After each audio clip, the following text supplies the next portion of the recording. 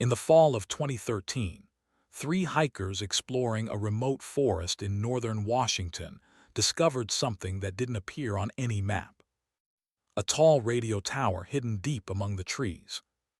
At first, it looked abandoned, but when they turned on a handheld radio, they heard a signal that had been repeating the same message for years. Do not follow the signal. The story begins with three experienced hikers, Ethan, Mark, and Lewis. They had explored remote areas before and were comfortable navigating places far from marked trails. That weekend, they decided to hike into a less visited forest region, looking for something different, something untouched. The forest was quiet in a way that felt deeper than usual, not just peaceful, but almost empty, the kind of silence where even small sounds feel out of place. Late in the afternoon, as the sun started lowering behind the trees, Ethan noticed something unusual through the gaps in the forest. A tall structure. At first, it looked like part of a tree line, but as they got closer, it became clear. It was a metal tower, standing alone in a small clearing. There were no buildings around it, no fences, no warning signs, just the tower, rising quietly above the trees. The structure looked old, with patches of rust along the metal frame. Several wires hung loosely near the base, but nothing appeared completely broken. It didn't look active, but it didn't look fully abandoned either. Out of curiosity, Mark turned on his handheld radio.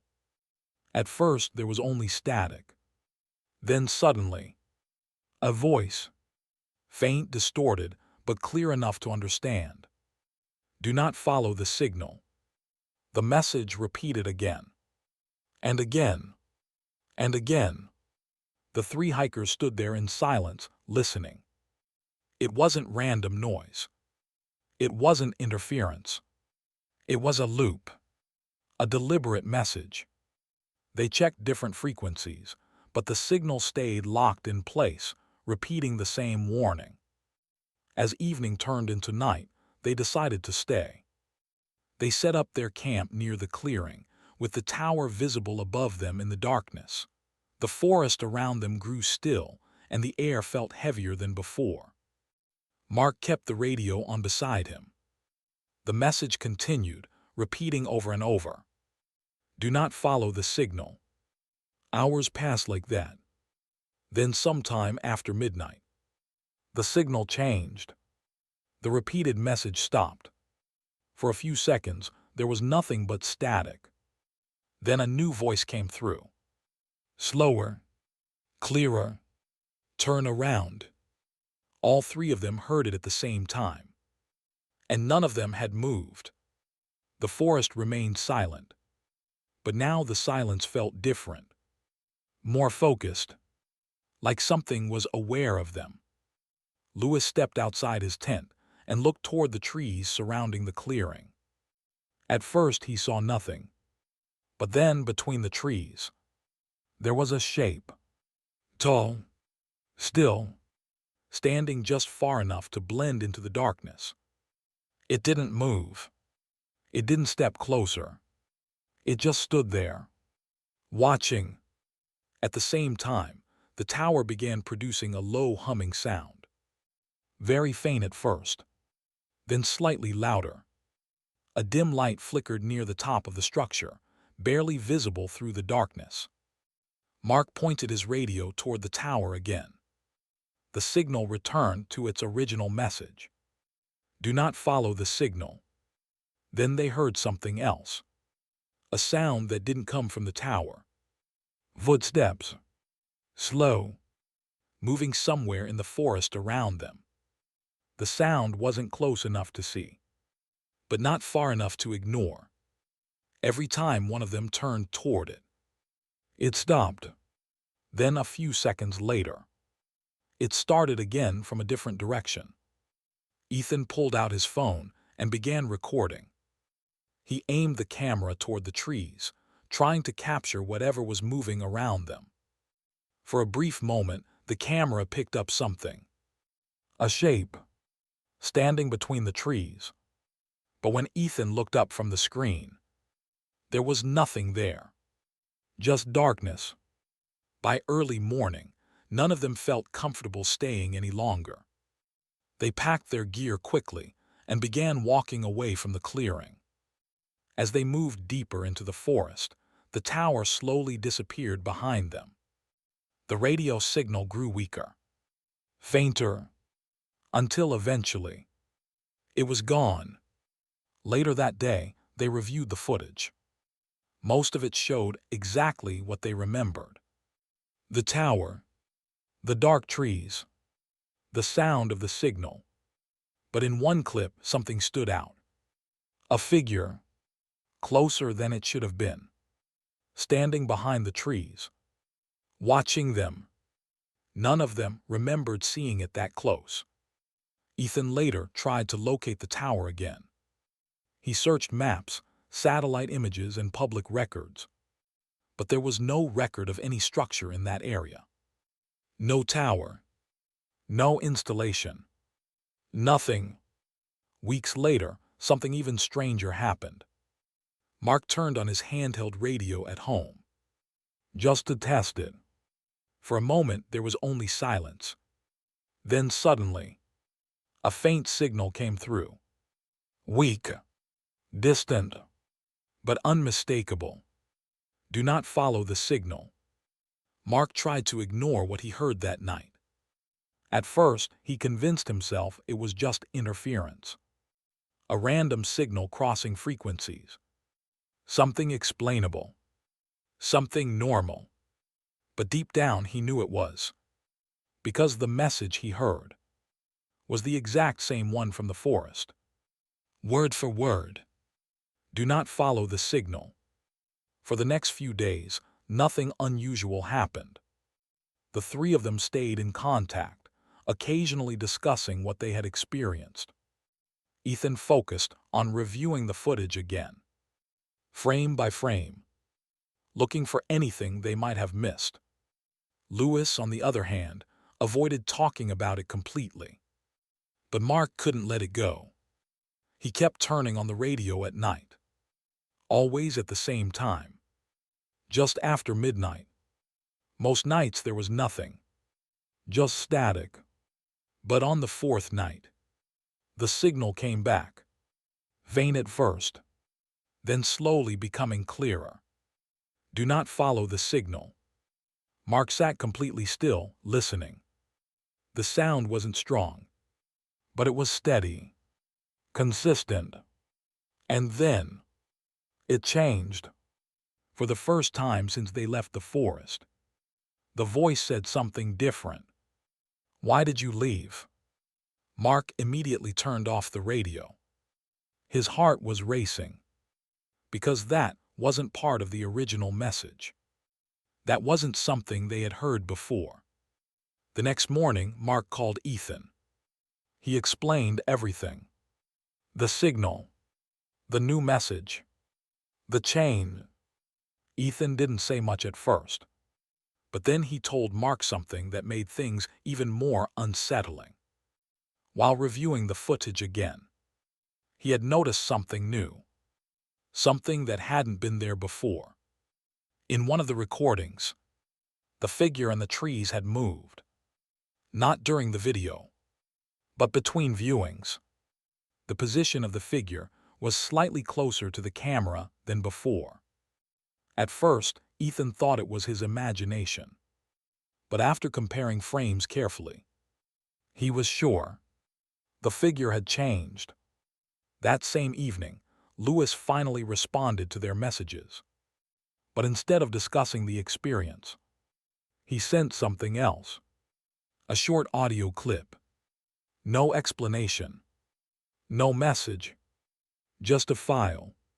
When Mark and Ethan played the audio, they both froze, because the recording contained the same signal, the same voice. But this time, it sounded much closer, clearer, and behind the voice, there was another sound. Footsteps. Slow, steady, moving closer to the microphone. After that, Lewis stopped responding completely. No calls. No messages. Nothing. Concerned, Mark and Ethan decided to visit Lewis. When they arrived at his apartment, everything seemed normal at first. The door was locked. No signs of anything unusual. But when Lewis finally opened the door, something felt off. He looked tired, pale, and distracted. He didn't seem surprised to see them, but he also didn't seem relieved. When they asked about the audio recording, Lewis hesitated, then quietly said something that neither of them expected. "I didn't record that." The room went silent. Lewis explained that he had found the file on his phone. He didn't remember recording it. He didn't remember sending it. But the file was there, saved, and sent to both of them.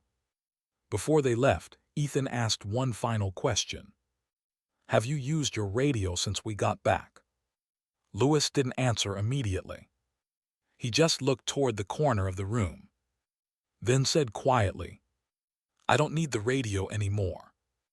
That night, Mark didn't turn on his radio. For the first time, he avoided it completely. But around 2:13 a.m., he woke up suddenly. The room was quiet, but something felt wrong. Then he heard it. A sound coming from the other side of the room. Very faint, like static. Slowly, he looked toward his desk and saw something that made him freeze. The radio was on. He was sure he had turned it off, but now it was glowing softly in the dark. And from it, the voice was playing again, clearer than ever before. "Do not follow the signal." Mark didn't move. He just listened. And then, the voice stopped. For a few seconds there was silence. Then the final message came through. Slow, calm, almost certain. "You already did." The radio turned off on its own, and the room went completely silent again. The next morning, Mark packed everything. He didn't touch the radio. He didn't try to test it again. But before leaving the apartment, he checked it one last time, just to be sure. The radio was off. Cold, silent, like it had never turned on. Weeks passed. Nothing happened. No signals. No messages. No strange sounds. Everything returned to normal, at least on the surface. But sometimes, late at night, Mark still feels something strange. A quiet presence, like something is just outside his awareness.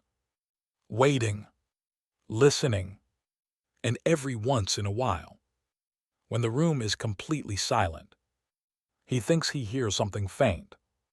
Not from the radio, not from outside, but from somewhere much closer. A voice, repeating the same words. "Do not follow the signal." Call to action CTA. If you enjoy creepy documentary horror stories like this, make sure to like this video and subscribe for more real mysterious stories every week. And if you ever hear something calling out to you from somewhere it should, you might want to ignore it. Because sometimes, the moment you notice the signal, it's already too late. For a while, everything stayed quiet. Too quiet. The kind of silence that doesn't feel normal, but controlled. Mark tried to move on. He stopped checking the radio. Stopped thinking about the forest. Stopped talking about it altogether. But something had already changed. Not around him, but inside his routine. It started with small things. At night, he began waking up at the same time. 2:13 a.m. Every single night. No alarm. No reason. Just suddenly awake. At first, he thought it was stress. Maybe his mind still processing everything that had happened. But then he noticed something else. Every time he woke up, the room felt different. Not colder, not darker, just heavier, like the air itself had weight. One night, instead of going back to sleep, Mark stayed still, listening, waiting. The silence stretched on for several minutes. Then slowly, a sound appeared, very faint, almost impossible to notice at first. Static. Mark's eyes moved toward the corner of the room, where the radio used to sit. Even though he had unplugged it days ago, he could still hear it.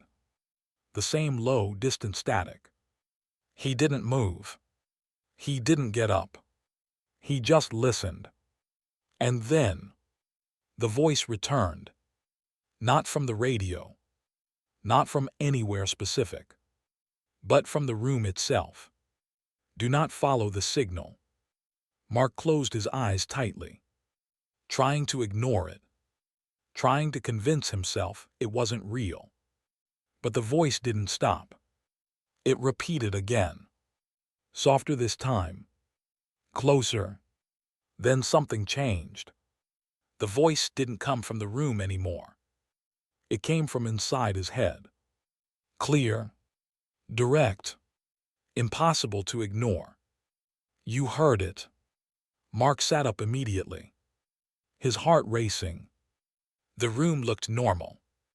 Everything was exactly where it should be. But the feeling remained. That something was still there. The next day, Mark called Ethan again. But this time, Ethan didn't answer. After several attempts, Mark drove to Ethan's place. The apartment door was unlocked. Inside, everything looked normal at first. But Ethan wasn't there. His phone was on the table. Still on. Still connected. But no sign of him. On the table next to the phone was a small handheld radio. The same model Mark and the others had used in the forest. But this one was different. It was already on. And it was playing something. Mark slowly stepped closer. The sound coming from the radio wasn't static. It wasn't a loop. It was a recording. A voice. Ethan's voice. The recording was short. Just a few seconds. But enough to make Mark freeze. I think it followed us. The recording ended. The radio went silent. Mark didn't stay there long. He left immediately. But before he stepped outside, he noticed something on the wall near the door. A reflection in the glass frame. For just a moment, it looked like someone was standing behind him. He turned around. Nothing. The room was empty.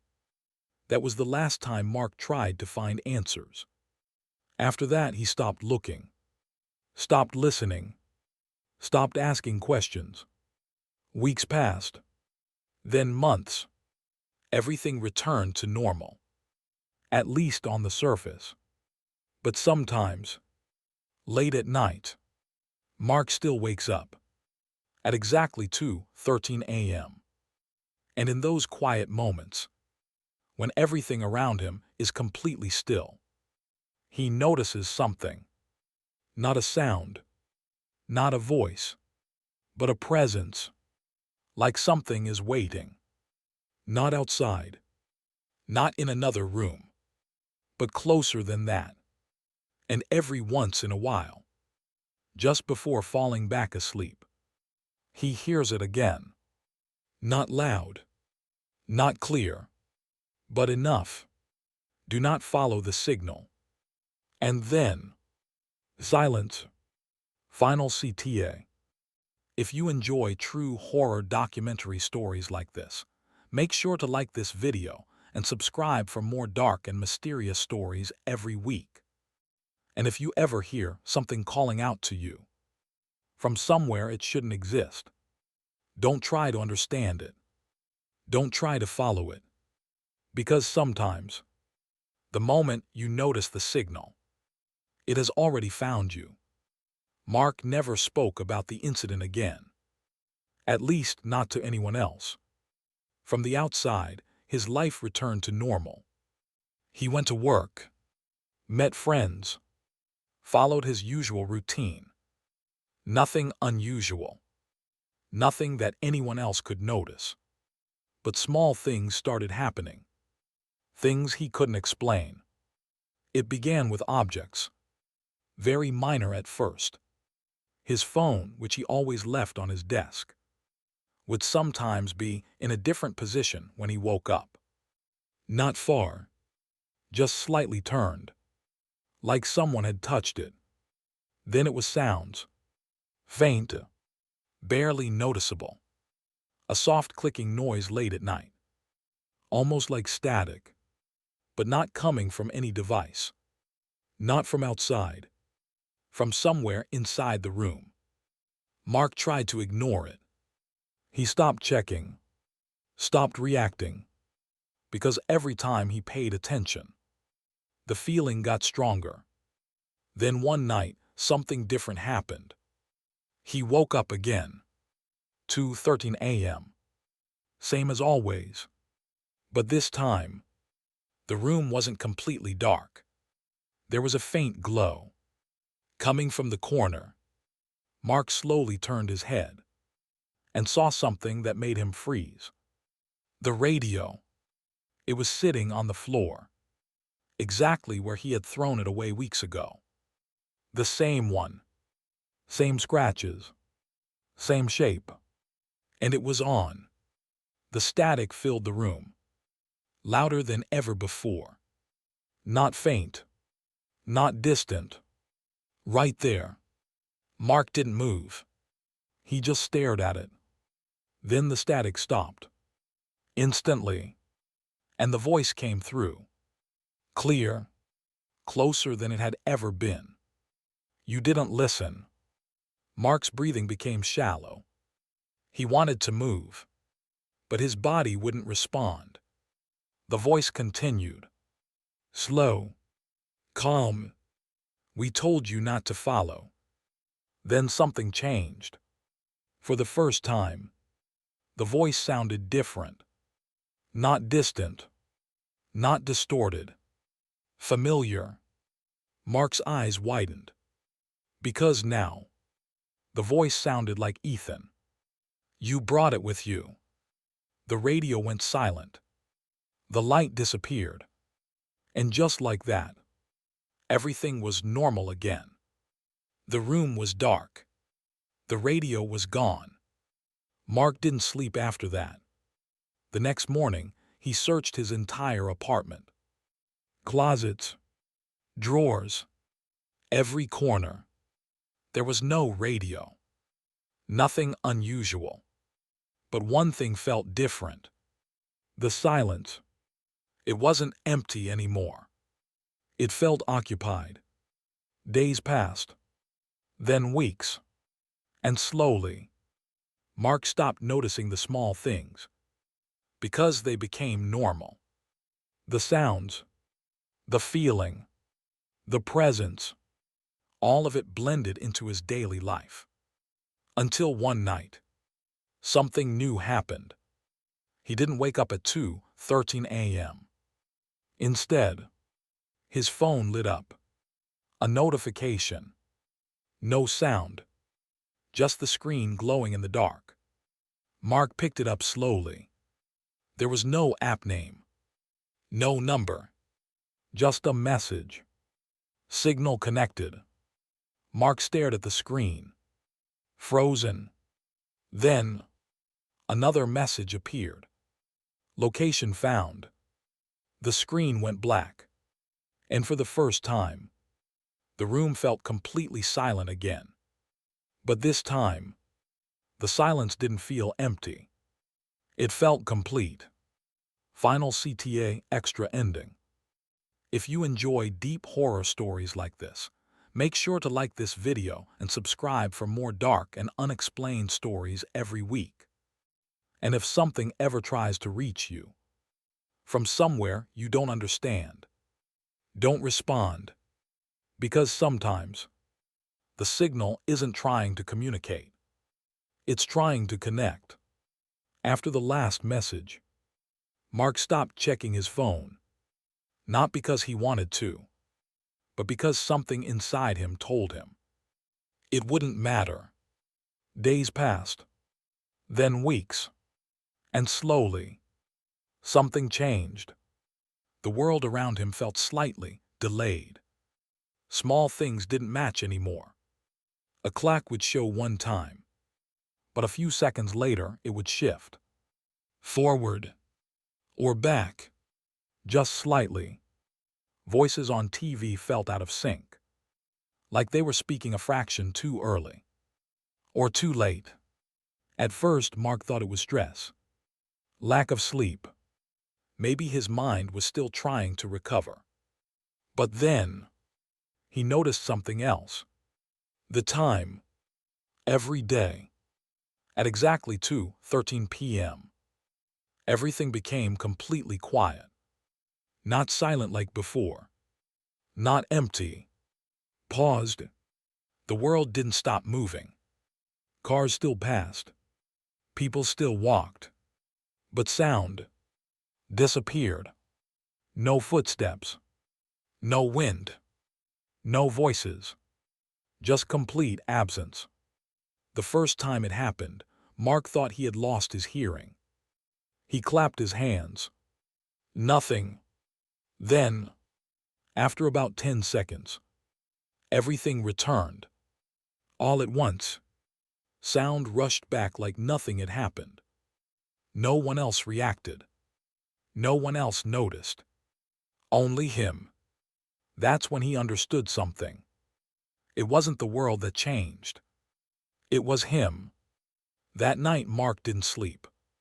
He sat in the dark, waiting, watching the time. 2:13 a.m. The moment the clock changed, the room shifted.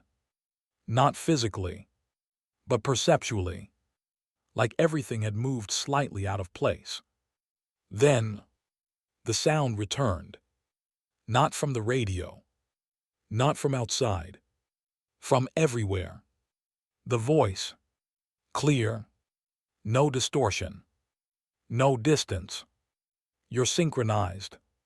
Mark didn't move. He didn't react. Because now, he understood. The signal wasn't something you hear.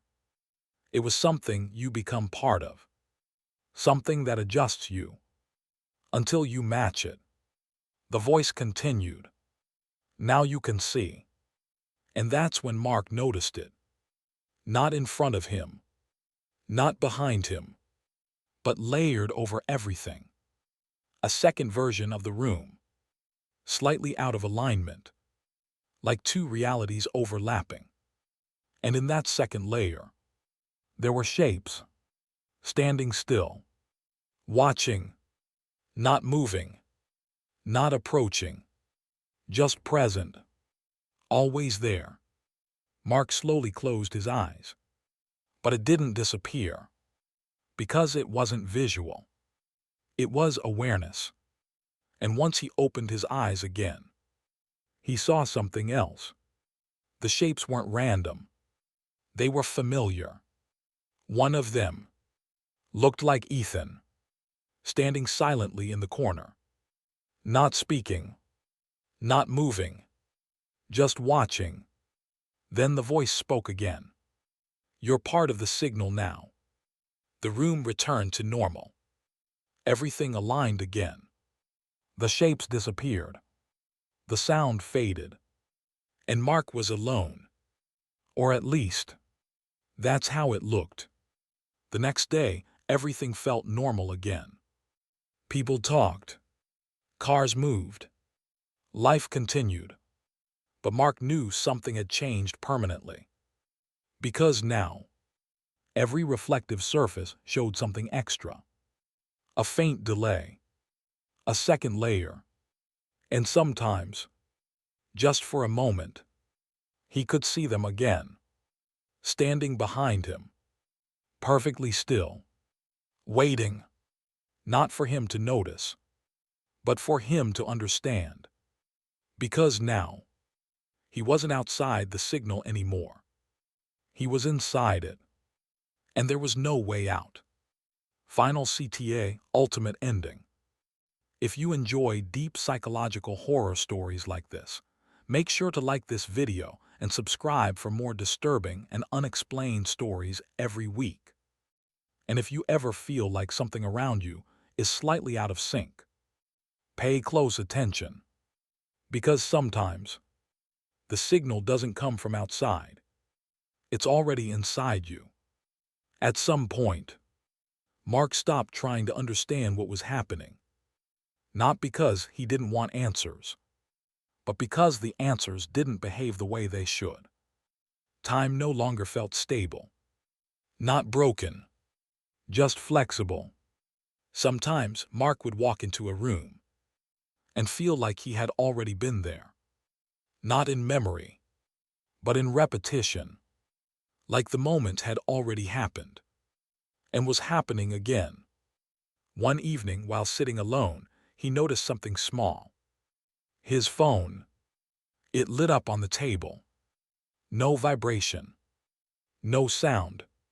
Just the screen. A message appeared. Replay ready. Mark didn't touch it.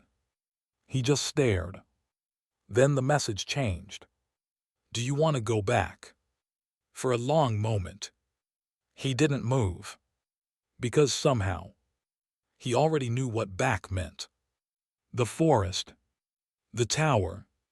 The moment they first heard the signal. The beginning. His finger moved slightly, almost without thinking. And then, he tapped the screen. Everything went silent. Not quiet. Not empty. Gone. Then, sound returned. Wind. Trees. Footsteps. Mark opened his eyes. He was standing in the forest. The same forest. Same light. Same air. And in front of him, Ethan and Lewis. Laughing. Talking. Like nothing had happened yet. Like they had just arrived. Mark looked around slowly. The tower was still there. In the distance. Untouched. Waiting. Then Ethan turned to him and said something. Did you hear that? Mark froze. Because he knew exactly what was about to happen. The radio. The signal. The message. Everything. And for a moment, he thought about stopping it. Telling them to leave. Telling them not to go near the tower. But then, something inside him shifted. A feeling. Not fear. Not confusion. Recognition. Like this wasn't the first time. And not the last. Mark slowly looked toward the tower. And for a brief moment, he saw something different. At the top of the structure, there were figures. Standing. Watching. And one of them looked exactly like him. Older. Still. Waiting. The radio turned on. Static filled the air. Then the voice came through. Clear. Unchanged. Do not follow the signal. Ethan laughed slightly. Lewis looked confused. And Mark did nothing. Because now he understood. The signal wasn't a warning. It was a loop. A system. Something that repeats. Again. And again. And again. And every time someone hears it, they become part of it. Mark took a slow step forward. Toward the tower. And behind him. Somewhere beyond the moment. Beyond the loop. A faint message echoed. Signal connected. Final CTA loop ending. If you enjoy deep horror stories with hidden meanings, Make sure to like this video and subscribe for more psychological horror every week. And if you ever feel like something is repeating, like a moment has already happened before, don't ignore it. Because sometimes you're not remembering the past, you're reliving it. This time, something was different. The forest felt the same. The tower stood exactly where it always had. Ethan and Lewis were still there, talking, unaware. But Mark wasn't the same anymore. He remembered. Not everything, but enough. Enough to know that this had happened before. Many times, the conversation felt familiar.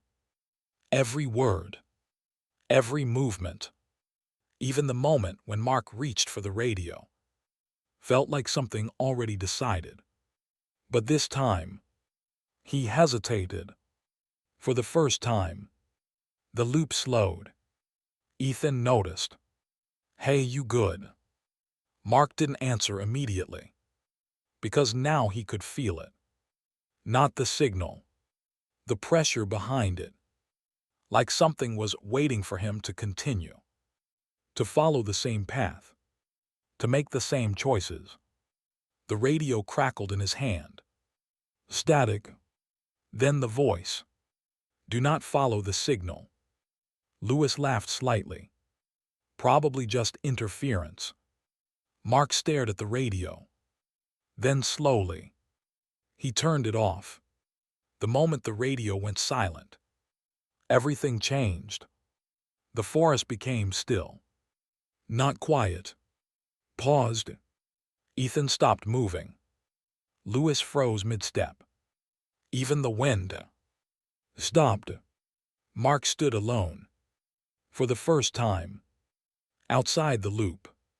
And then, he heard something new. Not from the radio. Not from the tower. From behind it. A deeper voice. Not repeating. Not warning. Observing. "You're not following." Mark didn't turn around. But he felt it. Something massive. Something beyond the tower. Watching. Waiting. Why? The question echoed through the stillness. Mark finally spoke. "Because I remember." Silence. Then, a shift. The tower flickered. Not physically, but like its presence weakened. The voice spoke again. That wasn't part of the sequence. Mark took a step back. For the first time, the system felt unstable, like something had gone wrong. Then, everything snapped. Sound returned. Movement resumed. Ethan blinked. Lewis looked around. "What just happened?" Lewis asked. But Mark didn't answer, because something else had changed. The tower was gone. Not hidden. Not far away. Gone. The clearing stood empty. No structure. No signal. No sound. Just forest. For a moment, everything felt normal. Too normal. Then Mark looked down at his hand. The radio was still there. But it wasn't off. It was glowing. No static. No noise. Just a screen. A screen that hadn't been there before. And on it, a single line appeared. New signal created. Mark stared at it. Frozen. Then slowly, the text changed. Source U. The screen went dark. The forest remained quiet. But now, Mark understood something even worse. The signal never needed the tower. It only needed someone to carry it forward. Final CTA, ultimate psychological ending. If you enjoy deep, layered horror stories like this, make sure to like this video and subscribe for more psychological horror every week. And if something ever feels like it's repeating or waiting for you to continue it, be careful, because sometimes you're not escaping the signal, you're becoming it. After that moment, nothing felt the same. Ethan and Lewis acted like everything was normal. They laughed. They talked. They continued walking through the forest like nothing had changed. But Mark knew something had ended, and something else had started. The tower was gone, but the feeling was. It was stronger now. Closer. Not around him. Inside him. The radio stayed in his hand the entire time. Cold. Silent. Until they reached the edge of the forest. That's when it turned on again. No static. No delay. Just a clear signal. You are active. Mark stopped walking. Ethan turned back. What's wrong? Mark didn't answer. Because at that moment, he could see something they couldn't. The world in front of him was layered again. Two versions. One normal. One slightly shifted. And in that second layer, there were more of them. Not just one. Not just a few. Dozens. Standing still. Watching. Everywhere. Then the voice continued. Maintain transmission. Mark's hand tightened around the radio. He tried to drop it, but his fingers didn't respond. Not fully. Like part of him was no longer under his control. Ethan stepped closer. Dude, seriously, what's going on? Mark looked at him. And for a brief moment, Ethan didn't look the same. His face flickered, like a signal losing connection. Then everything returned to normal again. Mark stepped back. The voice spoke again. Stability increasing. Then, silence. The radio turned off.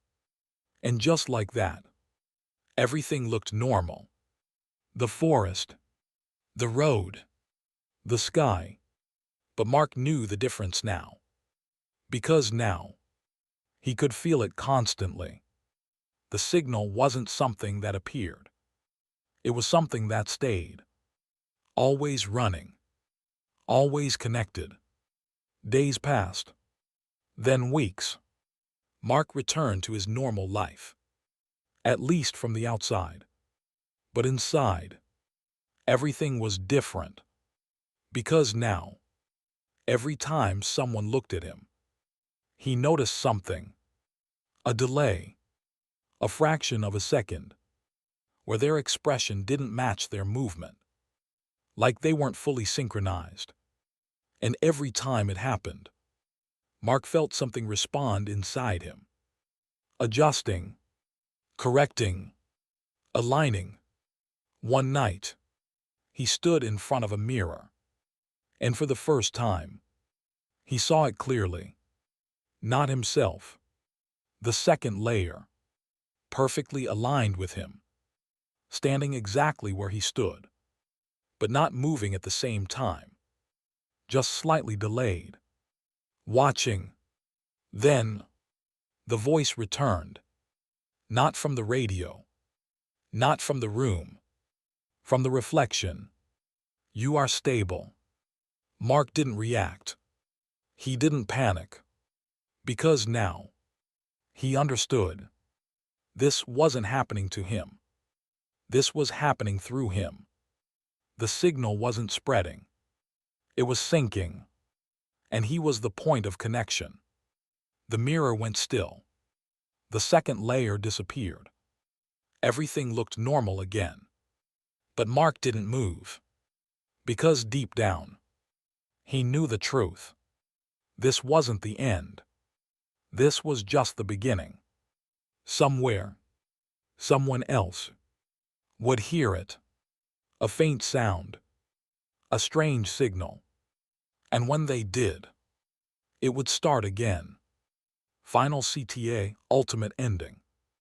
If you enjoy deep psychological horror stories like this, make sure to like this video and subscribe for more disturbing and mysterious stories every week. And if you ever hear something that feels like it's not coming from the outside, don't try to understand it. Because sometimes the signal isn't looking for a place. It's looking for a person. And once it finds one, it never disconnects. After that night, Mark stopped trying to separate what was real and what wasn't, because the line between them no longer existed. At first it was subtle, almost impossible to notice unless you were looking for it. But Mark wasn't just looking anymore. He was aware. The world felt structured, not natural, not random. Everything moved with a pattern. People spoke with rhythm. Cars passed at intervals that felt too consistent. Even conversations seemed to repeat in small variations. Like everything was part of something larger. Something controlled. Mark didn't question it. Because deep down, he already knew the answer. It wasn't the world that was structured. It was the signal. And now, he could feel it everywhere. Not as a sound, not as a voice, but as a presence. A constant background layer, running beneath everything. Like a frequency you couldn't hear, but could still detect. Days turned into weeks. Weeks into something harder to measure. Time itself started behaving differently. Sometimes Mark would check his phone, and the time wouldn't match the moment. 2:13. Again. And again. Not always at night. Not always when he expected it. But always there. Like a marker. A synchronization point. One evening, while walking through a crowded street, Mark suddenly stopped. Not because of something he saw, but because everything around him shifted. The people, the movement, the sound. Everything slowed. Just slightly. Then, it aligned. And in that moment, Mark saw it clearly. Everyone around him was slightly out of sync. Not completely. Not obviously. But enough. Their movements didn't perfectly match their presence. Like they were following something. Adjusting. And then, for a brief second, they all stopped. At the same time. Every person, every movement, paused, and all of them turned their heads, not toward him, through him, as if they were responding to something beyond him, something deeper. Then, everything resumed, like nothing had happened. People continued walking, talking, living, but Mark didn't move. Because now, he understood something he hadn't before. The signal wasn't just affecting him. It was everywhere, running through everything and everyone. That night, Mark didn't go home immediately. He walked, without direction, without purpose, until he reached a place that felt familiar. Not physically, but internally. An empty area. No buildings. No people. Just space. And in the center of it, he saw something. Not a tower. Not a structure. But a distortion. Like the air itself was bending. A vertical shape. Faint. Barely visible. But undeniably there. Mark stepped closer. The closer he got, the stronger the feeling became. The presence.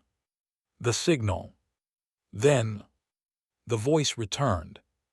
Not spoken. Not heard. Felt. You found it. Mark didn't respond. Because now, he knew this wasn't the beginning. This was just another layer. Another level of the same system. The distortion shifted slightly. And for a moment, it looked like a doorway. Not open. Not closed. Just present. Waiting. Enter. The word didn't echo. Didn't repeat. It simply existed. Mark stood still. For the first time, he hesitated. Because deep down, he understood what this meant. Not physically, but completely. This wasn't about the signal anymore. This was about becoming part of it fully. No separation. No return. Just connection. Mark looked at the distortion one last time. Then slowly, he stepped back. The moment he did, everything shifted. The distortion collapsed. The presence faded. The signal weakened. For the first time, it felt distant, like it had lost its hold. Mark stood there, alone, truly alone. And for a moment, everything felt normal again. But then, his phone vibrated. A real sound. A real notification. Mark looked down slowly. The screen lit up. A single message appeared. Signal lost. Mark stared at it. Then, another message. Reconnecting. The screen went black. The world around him remained silent. And deep inside, he felt it again. Faint. Returning. Final CTA deep ending. If you enjoy deep psychological horror stories like this, make sure to like this video and subscribe for more dark and mind-bending stories every week. And if something ever feels like it's not fully real, like something is just slightly out of place, pay attention. Because sometimes, you didn't escape the signal. You just disconnected for a moment, and it's already trying to reconnect. After the message, Mark didn't move. Reconnecting. The word stayed in his mind longer than it should have. Not like a notification. Not like a thought. Like a process. Something already in progress. He stood in that empty space for a long time. Or maybe, time didn't move the way it used to. Because when he finally started walking again, the world felt slightly reset. The streetlights flickered once. Cars passed in silence for a brief second. And then everything resumed. Normal. Too normal. Mark returned home, closed the door, sat down, and waited. Not for something to happen, but for something to return. Because deep down, he knew it wasn't gone. It was just reconfiguring. That night he didn't sleep. He watched the clock. Every second. Waiting for 2:13. But when the time came, nothing happened. No sound. No presence. No shift. Just silence. For the first time, the signal was completely gone. And that scared him more than anything. Because the signal was never silent. It was always there. Until now. The next day, everything felt stable. Too stable. People spoke normally. Time moved correctly. Nothing glitched. It was as if the world had corrected itself. As if whatever had been interfering was gone. But Mark couldn't relax. Because something didn't feel right. Not wrong. Empty. Like something had been removed. And the space it left behind was still there. That evening, while sitting alone, Mark noticed something small. His reflection. At first, everything looked normal. Then, he blinked, and his reflection didn't, just for a fraction of a second. Then it corrected, perfectly, as if nothing had happened. Mark didn't react. He didn't move closer. Because now, he understood the pattern. The signal didn't disappear. It adapted.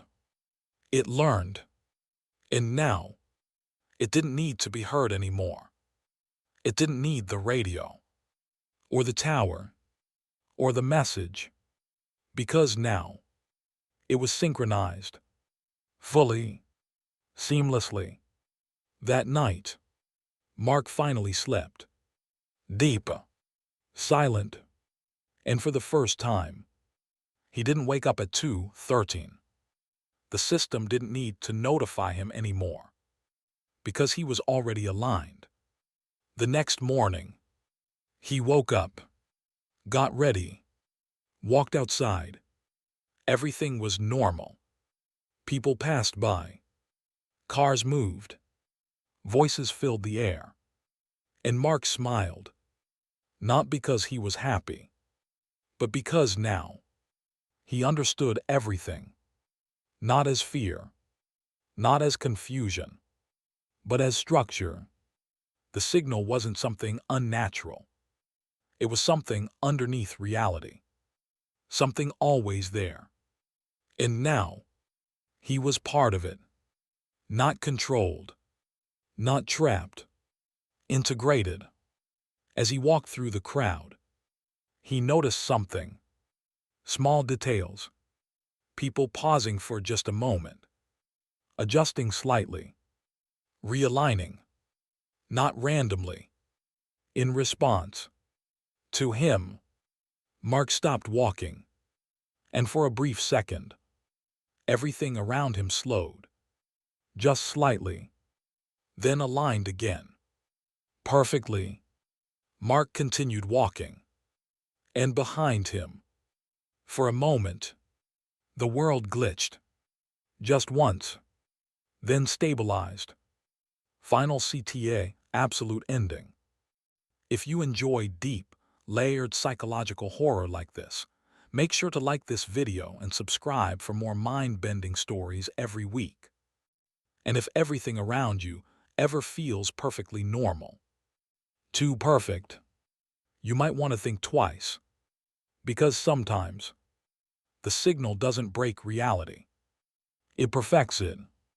And once that happens, you won't even notice it's there.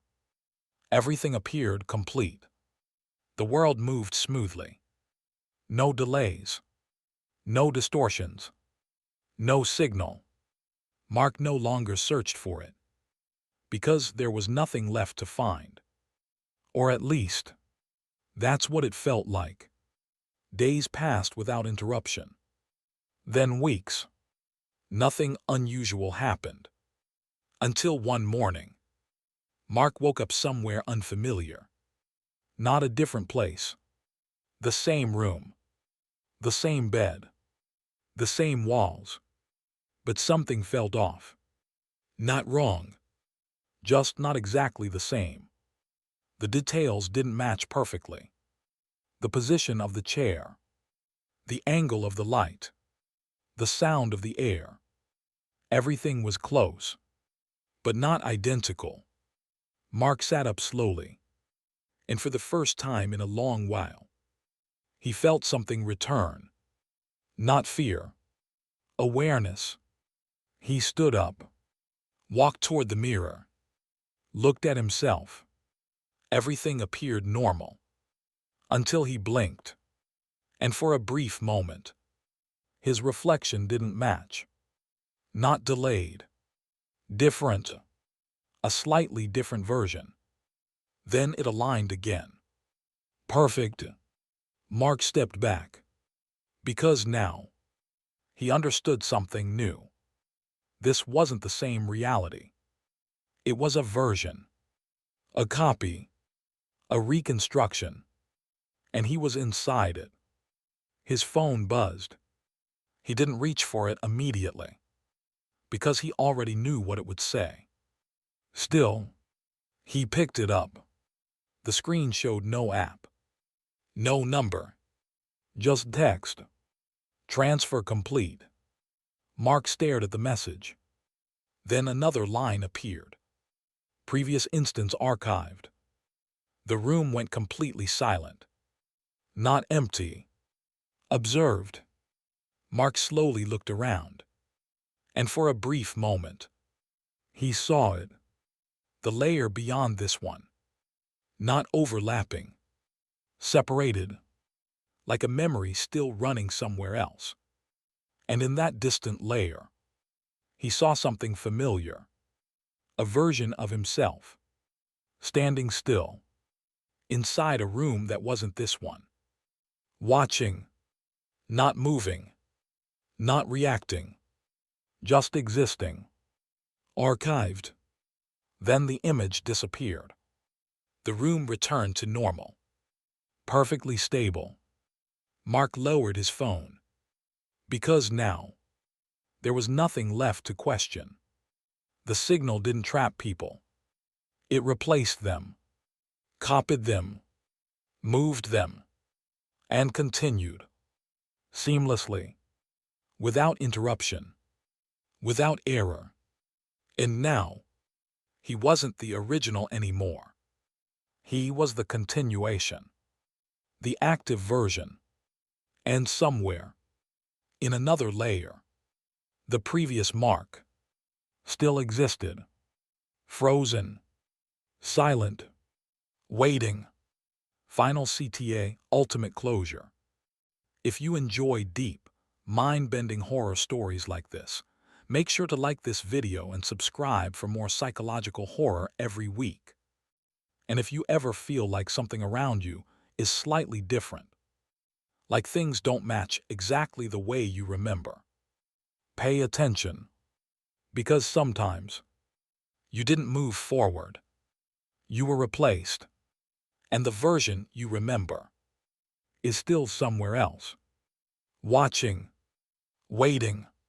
Forgotten. After the transfer, Mark stopped trying to remember things the way he used to. Because memory itself no longer felt reliable. Not broken. Not lost. Just replaced. At first, everything seemed consistent. The apartment. The streets. The people. Everything behaved exactly as expected. But when Mark focused, really focused, he noticed something subtle. There were no mistakes. No randomness. Everything was too precise. Too aligned. Even the smallest details followed patterns. A cup placed on the table would always sit at the same angle. A passing car would always appear at the same interval. A conversation would always pause at the same moment. Nothing drifted. Nothing varied. And that's when Mark realized something deeper. This wasn't reality as he knew it. This was a reconstruction. A stabilized version. One that removed error. Removed unpredictability. Removed deviation. And in doing so, it removed something else. Choice. Mark tested it slowly. One morning, he decided to act differently. Instead of leaving his apartment at his usual time, he stayed. He waited. Minutes passed. Then an hour. Nothing changed. But something felt wrong. Not externally. Internally. Like a pressure. Subtle, but growing. Then his phone lit up. No sound. No vibration. Just a message. Desynchronization detected. Mark stared at it. He didn't move. Then another message appeared. Correcting. The room shifted. Not visibly, but perceptually. Like everything aligned around him. And suddenly, without realizing it, Mark stood up, grabbed his keys, walked to the door, opened it, and stepped outside, exactly as he always did. The pressure disappeared. The world felt stable again. That's when he understood. This place didn't control actions. It corrected them, adjusted them, until they matched the expected sequence. Days passed. Mark stopped resisting, because resistance didn't change anything. It only triggered correction. But then, something unexpected happened. One night, he saw a mistake. A real one. A person, standing on the street. Not moving. Not aligning. Just still. Completely still. While everything else moved around them. Mark stopped walking. Because this had never happened before. The person didn't react. Didn't adjust. Didn't correct. They simply stood there. Out of sync. For the first time. Mark wasn't alone. He stepped closer. Slowly. Carefully. The closer he got, the stronger the feeling became. Not pressure. Familiarity. The person looked up, and their eyes met his. For a moment, everything else faded, and the person spoke. Not with fear, not with confusion, but with recognition. You remember too. Mark didn't answer, because the moment they spoke, the system reacted. The air shifted. The space around them tightened. And suddenly, the person flickered. Not physically, like a signal losing connection. Then, they were gone. Completely. No trace. No sound. Nothing. The street returned to normal. People continued walking. Cars passed. Voices filled the air. But Mark stood there, frozen. Because now, he knew something the system didn't want him to know. This wasn't perfect. It had flaws, gaps, and in those gaps, there were others. Others who remembered.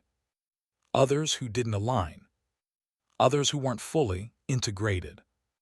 That night, Mark didn't go home. He walked, searching, not for the signal, but for the errors, the anomalies, the ones who didn't belong. Because now, for the first time since the beginning, he wasn't just part of the system. He was aware of it. And that made him something different. Not outside, but not fully inside either. Something in between. And somewhere, deep within the structure, the signal reacted. A new message appeared. Not on his phone, not in sound, but directly in his awareness. Archive instability detected. The system had noticed. And now, it was adjusting again. Final CTA, deep psychological ending. If you enjoy deep, layered horror stories like this, make sure to like this video and subscribe for more mind-bending horror every week. And if something ever feels too perfect, too consistent, look closer. Because sometimes, reality isn't stable. It's maintained. And when it starts to break, you might be the reason why. After that night, Mark stopped trying to live normally. Because normal was no longer something he trusted. The system still worked. The streets were still full. People still talked. Everything still functioned exactly as before. But now, Mark could see the cracks. Not everywhere. Not constantly. But enough. Enough to know this wasn't stable. The first sign came the next morning. He woke up, but not in the same position. Not slightly different. Completely different. facing the opposite direction. His phone was in his hand, unlocked, and on the screen, a message: correction failed. Mark sat up slowly. Because this had never happened before. The system didn't fail. It adjusted. It corrected. It maintained. But it didn't fail. Not until now. He stood up and looked around. The room looked normal. But the feeling wasn't. The air felt unstable. Like something was trying to hold everything together. And struggling. Mark stepped into the hallway. And that's when he saw it. A flicker. Not light. Reality. The wall in front of him shifted for a fraction of a second. It wasn't there. Just empty space. Then it snapped back. Perfect. As if nothing had happened. Mark didn't react. Because now, he expected this. He walked outside. The city was the same. But not entirely. There were pauses. Tiny ones. Moments where everything slowed. Then resumed. Like a system lag. And then, he saw them again. Not one. Not two. More. People standing still. Out of sync. Scattered across the street. Most people walked past them without noticing. But Mark could see them clearly.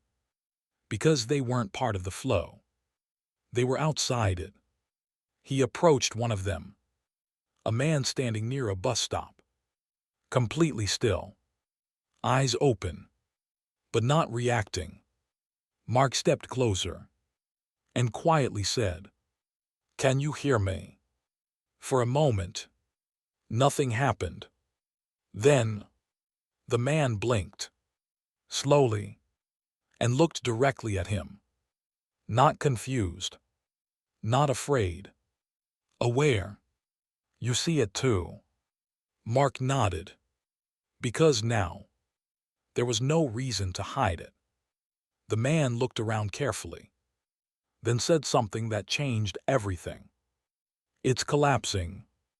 Mark didn't respond immediately. Because the moment those words were spoken, the system reacted. Violently. The air tightened. The space around them distorted. And suddenly, everything froze. Not slowed. Stopped. People mid-step. Cars mid-motion. Sound completely gone. Only Mark. And the man. Could move. The man stepped closer. "We don't have much time." Mark's heart started racing. Because this was new. The system had never allowed this before. "What is this?" Mark asked. The man hesitated. Then answered. "It's not a signal. It's a structure. A layer over something else." Mark felt the words more than he heard them. "Then what's underneath?" he asked. The man looked at him. For the first time, there was fear. Something that doesn't want to be seen. The moment he said that, everything snapped. The world resumed. Sound returned. Movement continued. And the man was gone. Completely. No trace. Mark stood alone again. But now, he knew something worse. This wasn't breaking randomly. It was breaking because something underneath was pushing through. That night, the system became unstable. More glitches. More delays. More inconsistencies. And then, at exactly 2:13 a.m., it happened. Not a message. Not a sound. A full collapse. The room disappeared. Not faded. Not distorted. Gone. And Mark was somewhere else. Not the forest, not the city. Something deeper. An empty space. Endless. Dark. And in that space, he saw it. Not a tower. Not a signal. Something massive. Stretching beyond perception. Not moving, but present. Watching. Aware. Then, for the first time, it spoke. Not in words. In understanding. You noticed. Mark couldn't move. Not because he was trapped. Because he didn't know how to exist there. The presence continued. This layer was never meant to hold. Then everything snapped back. The room returned. The world stabilized. Perfect again. Too perfect. As if nothing had happened. But Mark knew. The system wasn't stable anymore. It was failing. And whatever was underneath was starting to surface. Final CTA collapse ending. If you enjoy deep, disturbing horror stories like this, make sure to like this video and subscribe for more psychological horror every week. And if reality ever feels like it's breaking, even slightly, pay attention. Because sometimes, it's not falling apart. It's being revealed. After the collapse, nothing changed. At least, that's how it looked. The world returned to perfect alignment. No glitches. No pauses. No anomalies. Everything worked. Better than before. Too well. Mark noticed it immediately.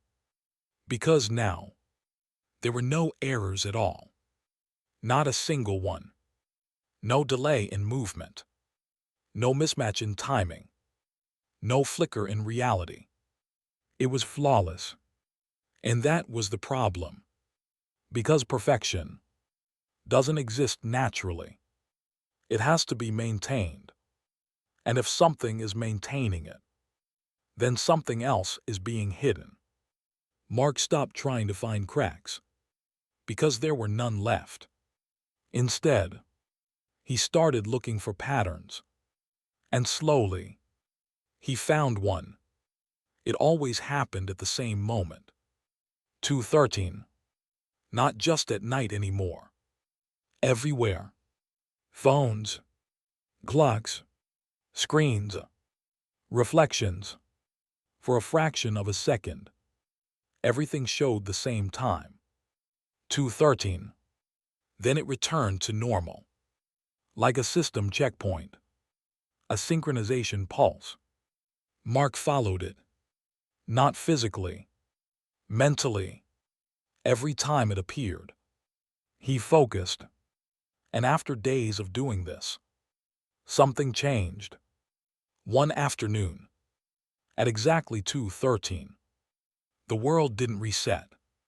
It opened. Just slightly. Like a hidden layer becoming visible. Mark stood still. Because now, he could see beyond it. Not clearly, but enough. A structure. Not physical.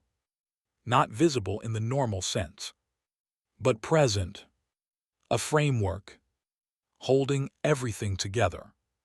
And within that structure, he saw movement. Not people. Not objects. Processes. Running. Adjusting. Maintaining. Correcting. The system. And then, for the first time, he understood what the signal really was. It wasn't a message. It was an interface. A way to connect. To access. To synchronize with the system. The tower. The radio. The voice. All of it was just a way in. And now, he didn't need any of them. Because he was already connected. The moment that realization formed, something responded. Immediately. The world around him paused, not frozen, waiting. Then, a presence appeared, not in front of him, not behind him, everywhere at once. You understand. The same presence from before. But now, clearer, more defined. What is this? Mark asked. There was no fear in his voice, only certainty. The answer came instantly. This is containment. The word echoed without sound. Mark felt it. What's being contained?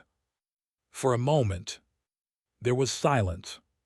Then, the presence shifted, and the structure around him changed.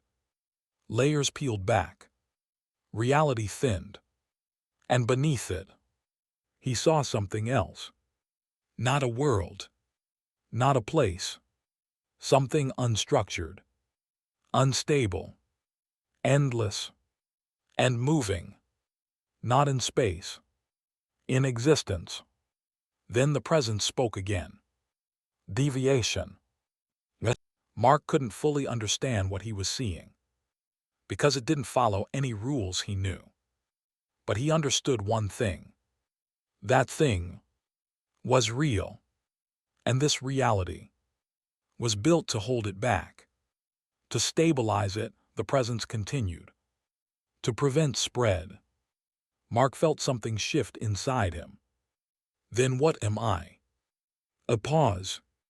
Then the answer. A node. A connection point. An observer. Mark closed his eyes for a moment. Because now, everything made sense. The signal didn't choose people randomly. It selected them. People who could perceive. People who could align. People who could become part of the system. To maintain it. To stabilize it. To keep whatever was underneath.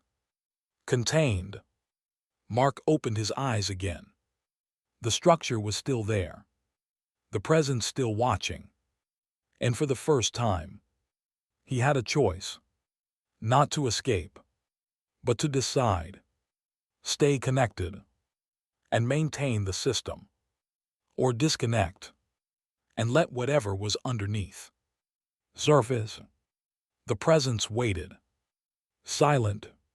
Patient. Because it didn't need to rush. The system would continue. With or without him. Mark looked into the structure. Then beyond it. Into the thing beneath. And for a moment, he saw something impossible. It was looking back. Final CTA, origin ending. If you enjoy deep, mind-bending horror stories like this, make sure to like this video and subscribe for more psychological horror every week. And if reality ever feels like it's being held together, like something is just beneath the surface, be careful, because sometimes the world isn't protecting you. It's protecting itself from what's underneath. For a long moment, Mark didn't move. The structure was still visible. The layers still open. The presence still there. And beneath everything, that thing, watching, not waiting, existing. Mark understood something now. This wasn't a choice between right and wrong. It was a choice between control and truth. Stay connected, and the system continues. Disconnect, and everything changes. The presence spoke again. Stability requires participation. Mark didn't respond, because he could feel it. The system wasn't forcing him. It was relying on him. Nodes like him. Connections. Observers. People who could see, but chose not to interfere. That's what kept everything stable. That's what kept the layer intact. That's what kept it contained. Mark looked again at the thing beneath. And for the first time, he didn't feel fear. He felt something else. Curiosity. Because whatever it wasn't trying to hide. It wasn't trying to escape. It was simply there, unfiltered, real. The presence spoke once more. If you disconnect. It didn't finish the sentence. It didn't need to. Mark already knew. The structure would weaken. The layers would collapse. The world, as he knew it, would stop being stable. People wouldn't disappear. Reality wouldn't explode. It would just lose alignment, lose correction, lose control, and whatever was underneath would begin to bleed through. Mark closed his eyes, not to escape, but to think, because for the first time, he realized something important. The system wasn't perfect. It had cracks. It had failures. It needed correction. It needed nodes. It needed him. Which meant it wasn't absolute. And if it wasn't absolute, then maybe it wasn't necessary. Mark opened his eyes and stepped forward, not toward the structure, toward the layer beneath it. The presence reacted instantly. Action not recommended. For the first time, there was something new in its tone. Not emotion. Urgency. Mark kept walking. The structure around him began to distort. The layers flickered. The alignment broke. The world trembled. But he didn't stop. Because now, he understood something deeper. The system wasn't protecting reality. It was protecting itself. Mark reached the edge, where the structure ended, where the layer became thin. And beyond it, that thing, not a creature, not a being, a presence, unfiltered existence. Then, for the first time, it moved, not toward him, but in response to him. Like awareness meeting awareness. The presence behind him spoke again. Final warning. Mark smiled, not out of confidence, but acceptance. Then, he stepped forward.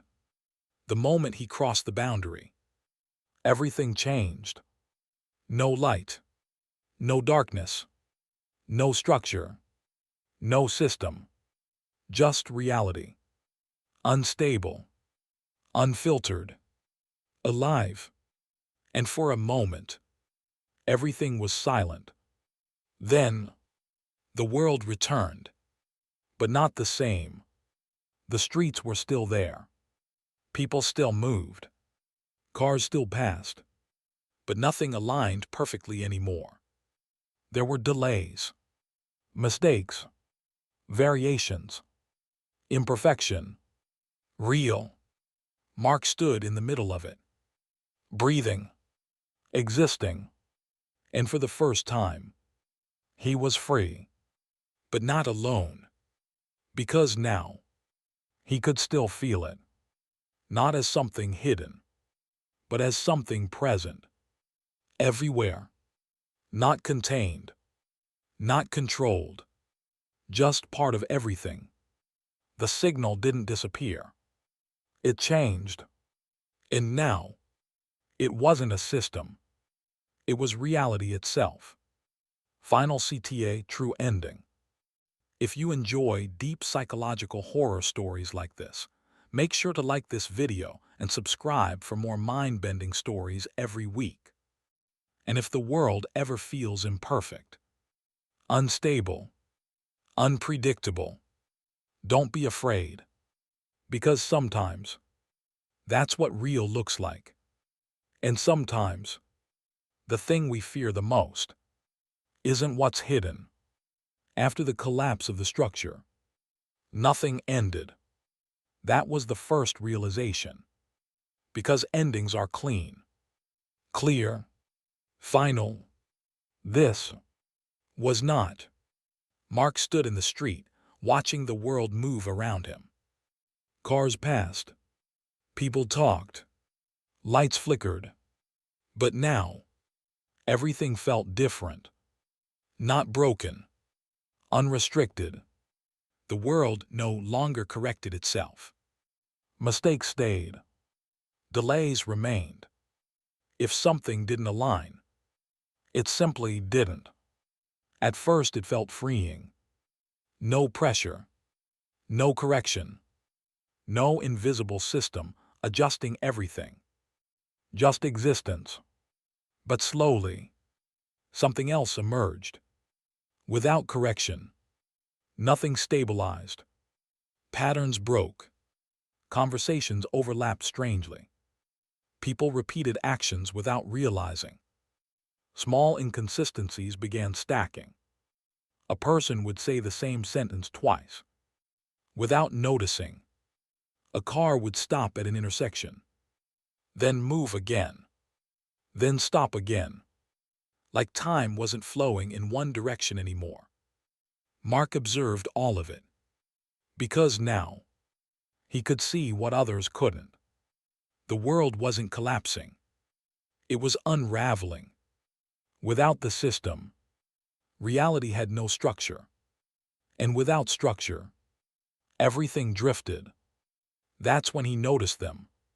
The others, not like before, not frozen, not out of sync, fully aware, walking through the world, just like him, but different.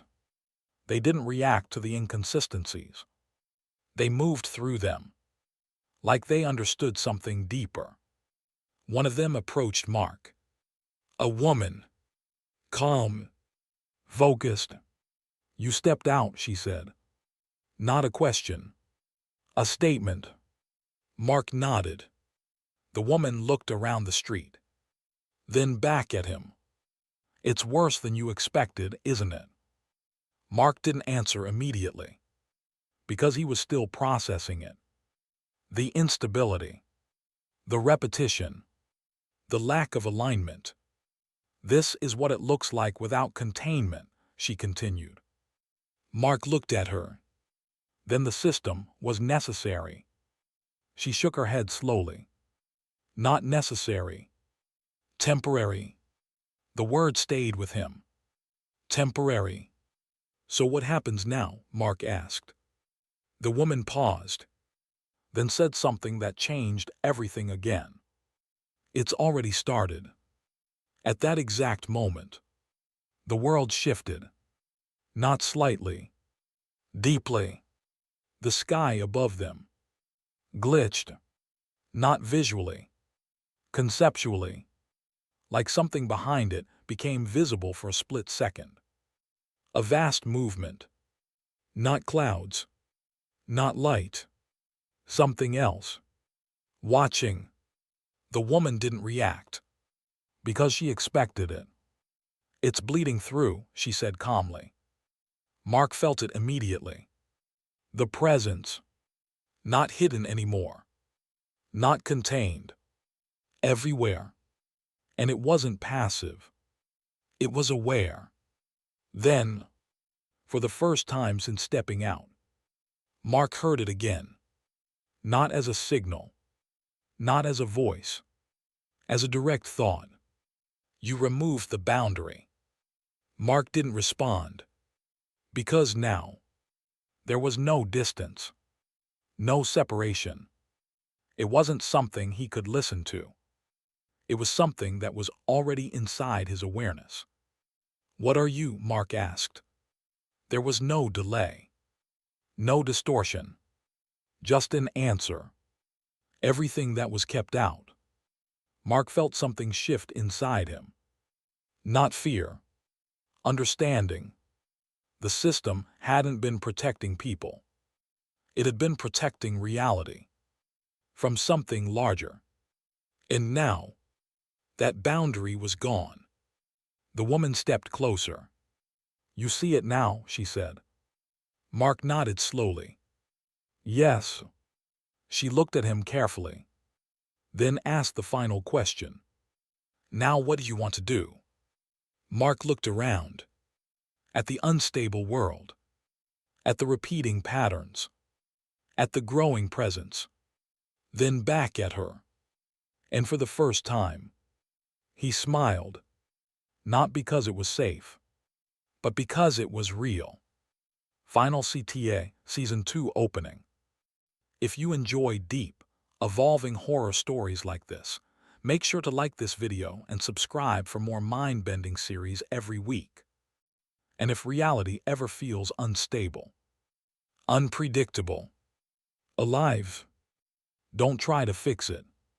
Because sometimes, it's not breaking, it's becoming something else. And you're already inside it. The world didn't collapse. It adapted. That was the second realization. After the boundary disappeared, after the system failed, after reality lost its structure, everything didn't end. It changed. Mark began noticing it slowly. At first, the inconsistencies continued. Repeating moments, misaligned conversations, time slipping in small fragments. But then, something new started happening. People began adjusting. Not through correction, through awareness. A man crossing the street paused mid-step, then continued, slightly differently. A woman speaking on the phone stopped, repeated her sentence, but changed a single word. Small changes, not forced, chosen. Mark watched it happen over and over again. This wasn't the system correcting reality anymore. This was reality correcting itself.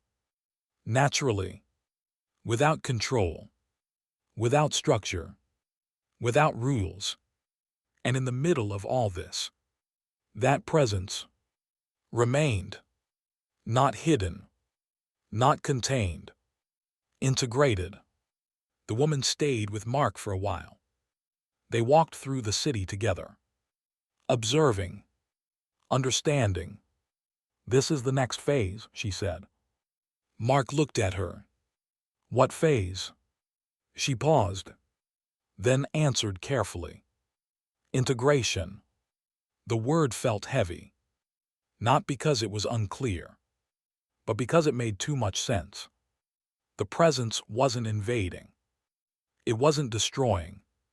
It was merging, becoming part of everything.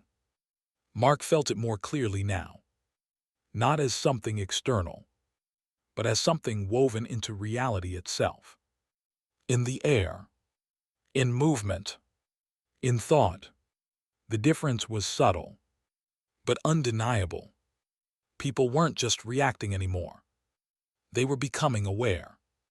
Not all of them, but some. And those who were, started seeing more. One evening, Mark noticed a group of people standing still. Not frozen, focused, looking at something invisible. He stepped closer, and for a moment, he saw it too. A pattern, not physical, a flow, running through everything, connecting everything. The same thing he once called the signal. But now, it wasn't separate. It was everywhere. One of the people turned toward him. You feel it too? Mark nodded. Because now, there was no point denying it. It's not a signal anymore, the person said. It's everything. Mark understood. The signal had never been just a message. It was a connection. And now, there was nothing left to connect, because everything was already linked. That night, Mark stood alone again. Not isolated, just observing. The sky above him looked normal, but he could feel it. Something beyond it. Not distant, not separate, present. And then, for the first time, It spoke again, not as a warning, not as a command, as a realization. You see without filters now. Mark didn't respond, because he didn't need to. The communication wasn't verbal anymore. It was shared. Instant. What happens next? Mark asked. There was no pause. Expansion. The word didn't feel threatening. It felt inevitable. Mark looked around. At the people. At the world. At the movement. Everything was changing. Not quickly. Not violently. Gradually.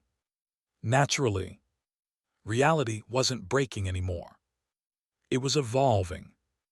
And the signal was no longer something to follow. It was something to become. Mark closed his eyes for a moment. And when he opened them, he saw everything more clearly. Not just the world, but the layer beneath it. Not hidden, integrated. And for the first time, he didn't question it. Final CTA, integration ending.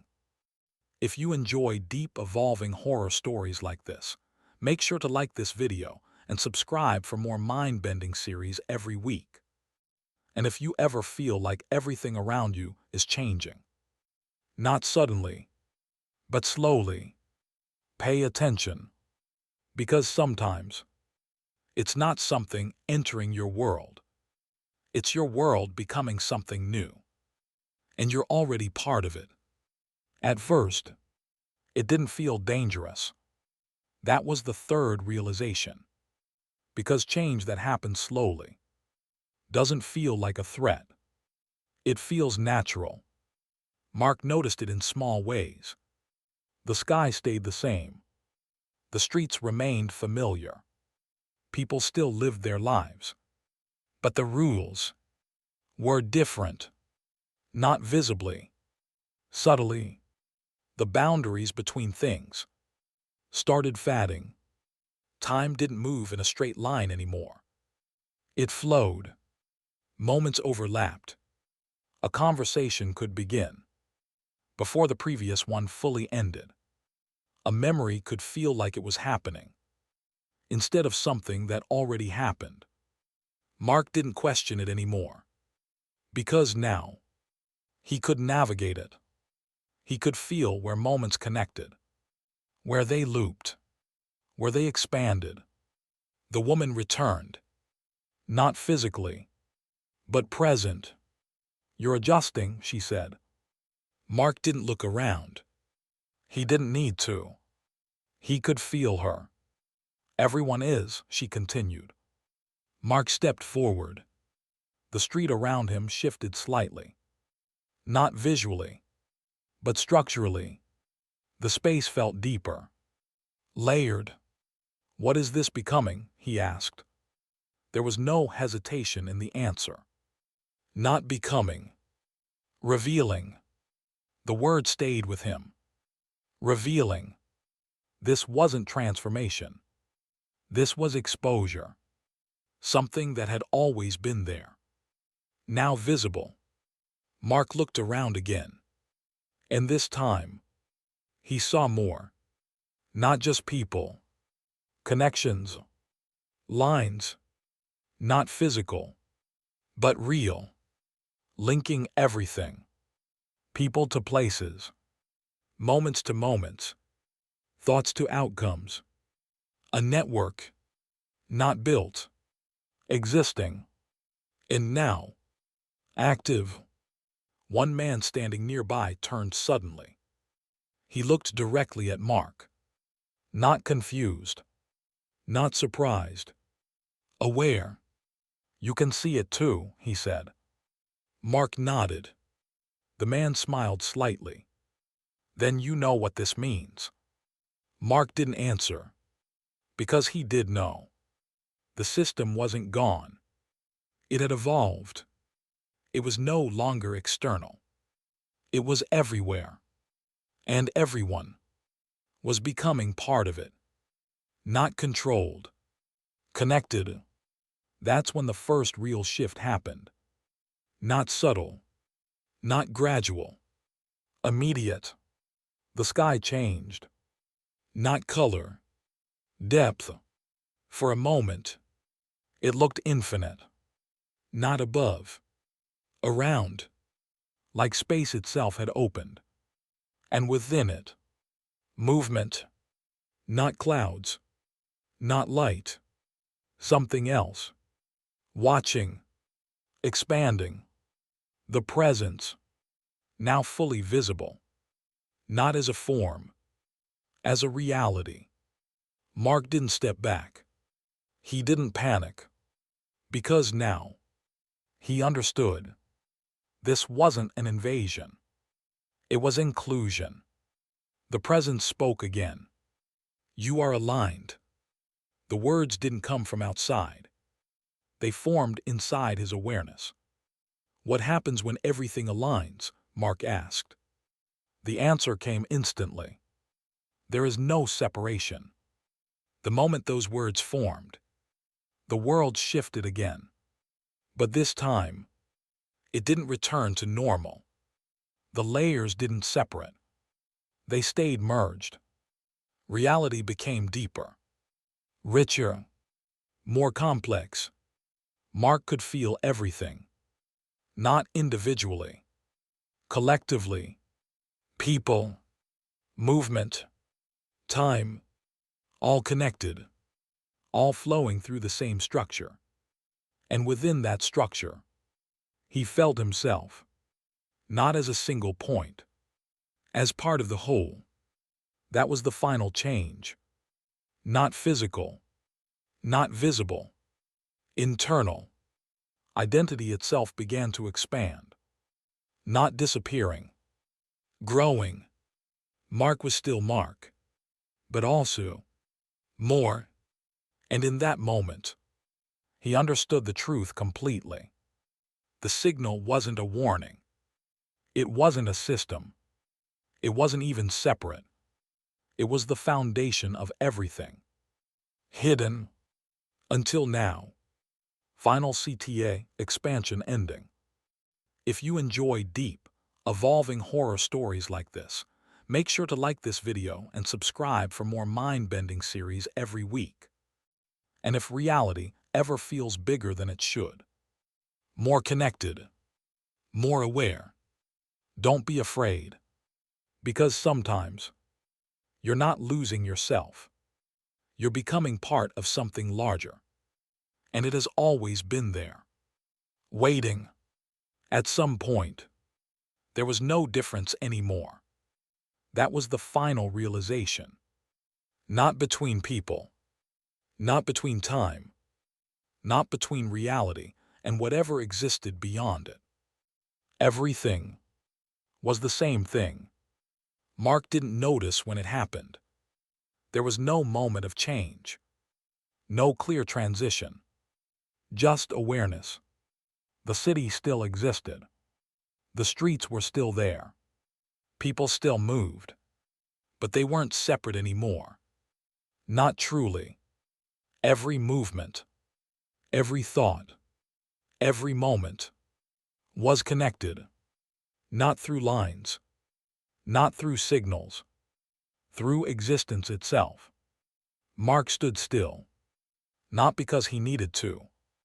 Because movement no longer meant anything. He could feel everything. Not individually. Collectively. Every person walking. Every sound forming. Every moment unfolding. All of it. At once. There was no delay. No misalignment. Because there was no separation left. That's when he realized something deeper. The signal hadn't expanded. It had always been like this. The system, the structure, the containment. They weren't created to control it. They were created to hide it, to filter it, to make reality feel separate, individual, limited.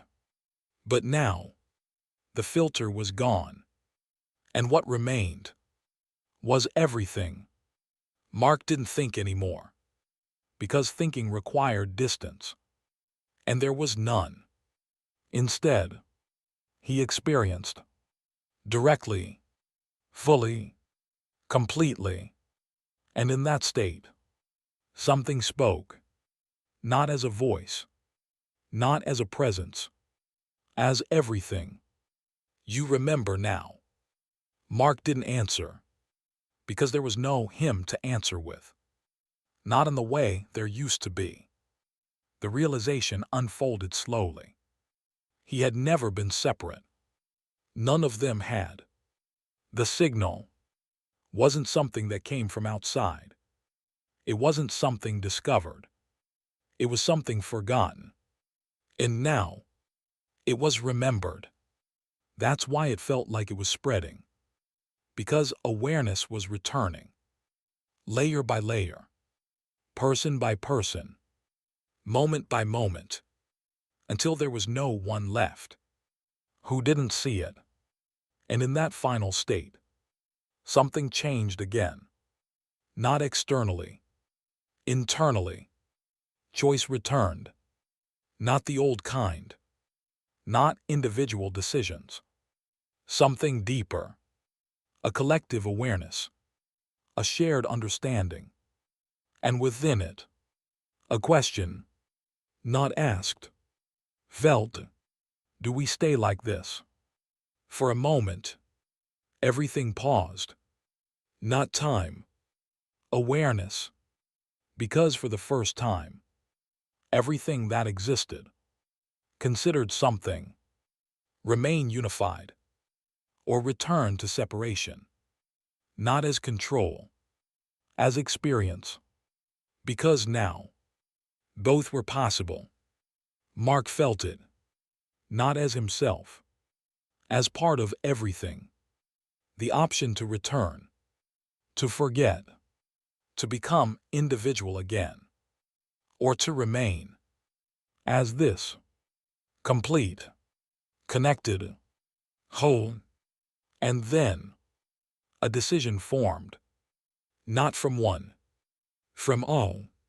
Slowly, the layers began to shift, not breaking, folding, reality separating again, boundaries returning, time becoming linear, people becoming individual, the world returning, not exactly the same, but close.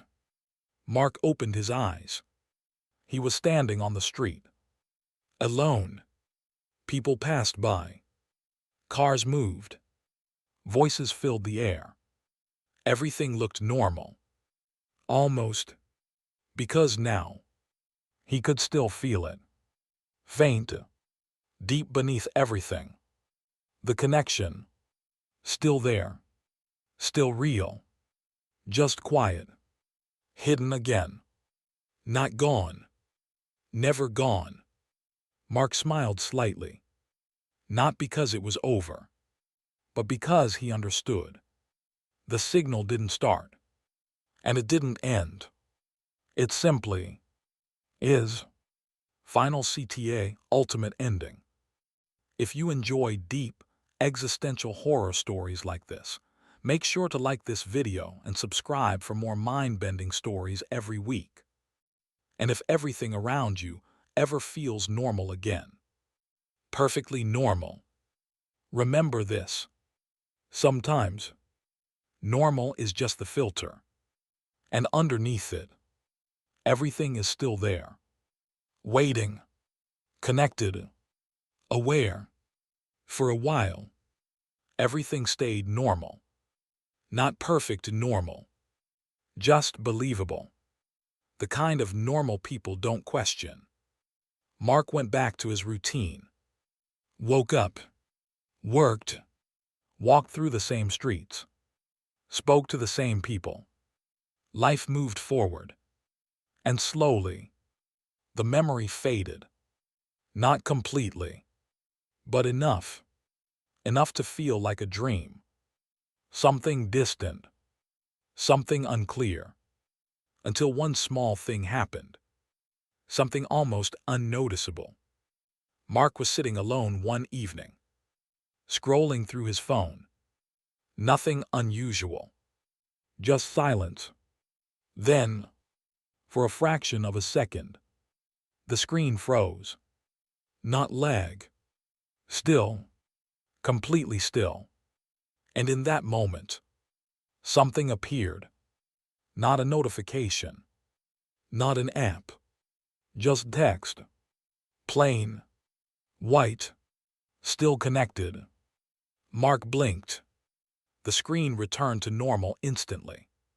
No message. No trace. But the feeling remained.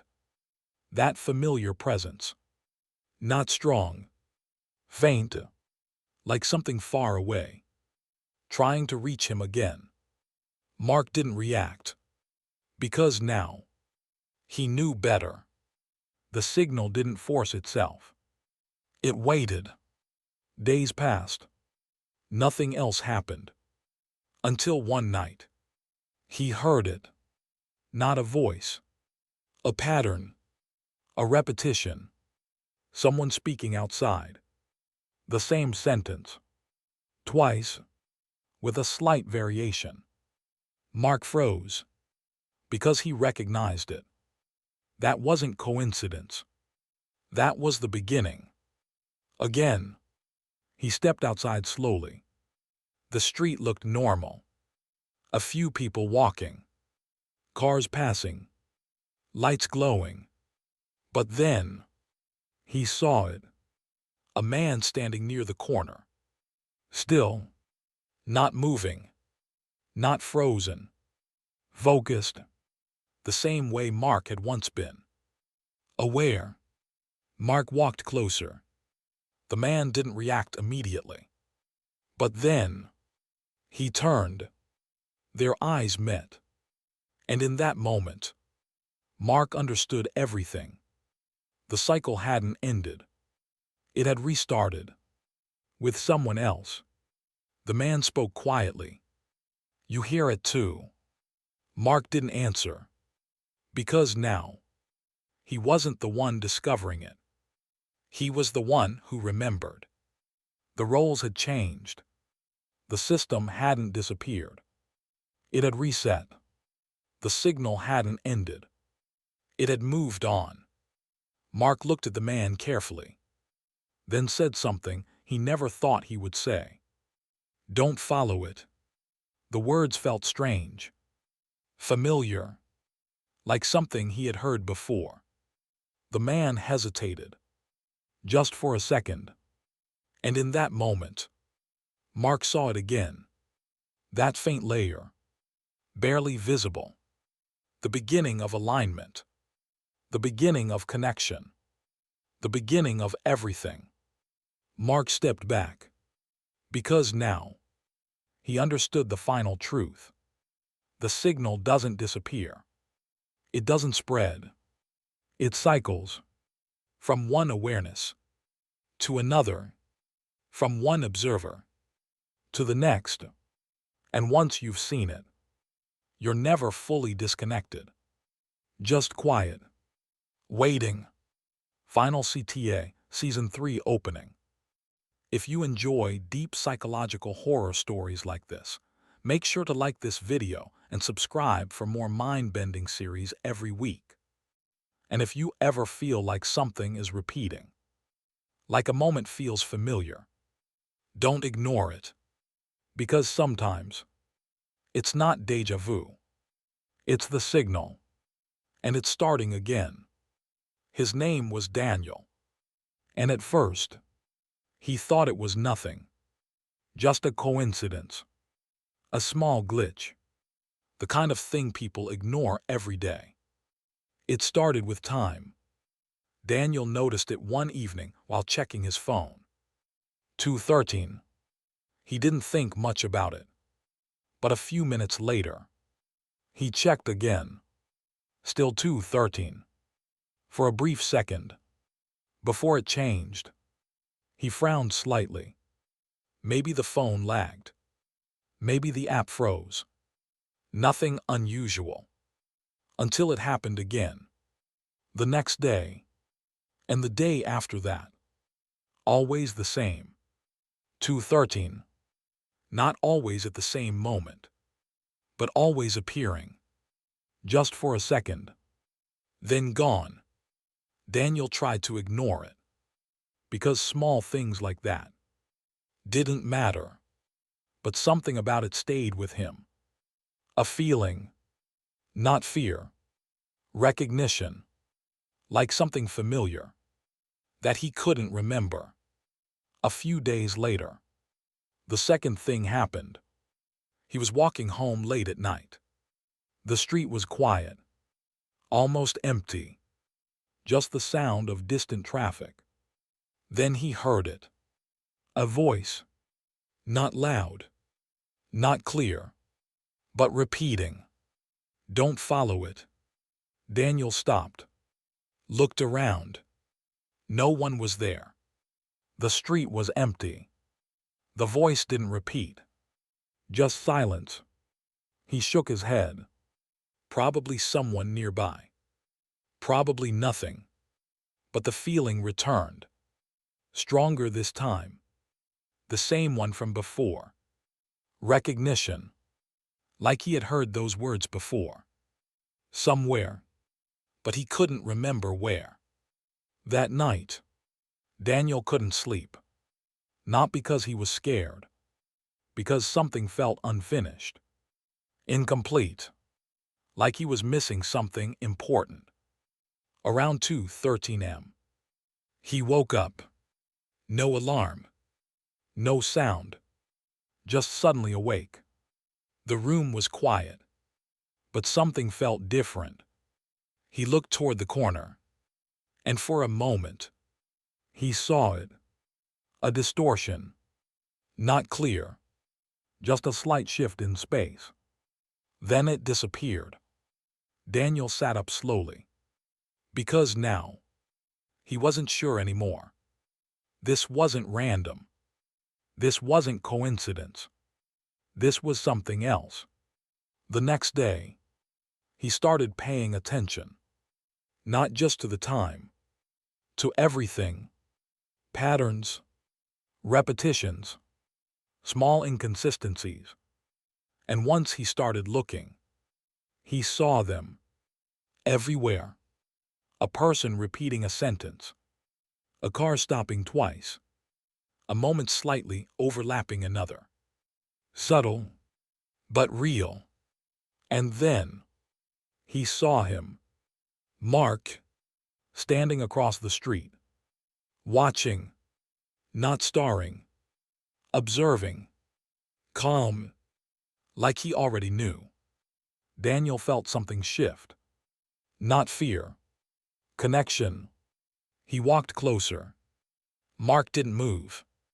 Didn't react. Until Daniel stopped in front of him. Then, Mark spoke. "You're starting to see it." Not a question. A statement. Daniel hesitated. Because somehow, he already knew the answer. Yes. Mark nodded slowly. Like he expected it. Like he had been waiting. For him. For how long? Daniel asked. Mark didn't answer immediately. He looked around. At the world. At the people. At the patterns. Then said quietly, "Long enough." Daniel felt it again. That strange familiarity. Like this moment had already happened. "What is it?" he asked. Mark looked at him. Not serious. Not afraid. Certain. "It's not something you find," he said. "It's something you remember." Daniel didn't fully understand. Not yet. But something inside him recognized the truth in it. And somewhere, deep beneath everything, something responded. Faint.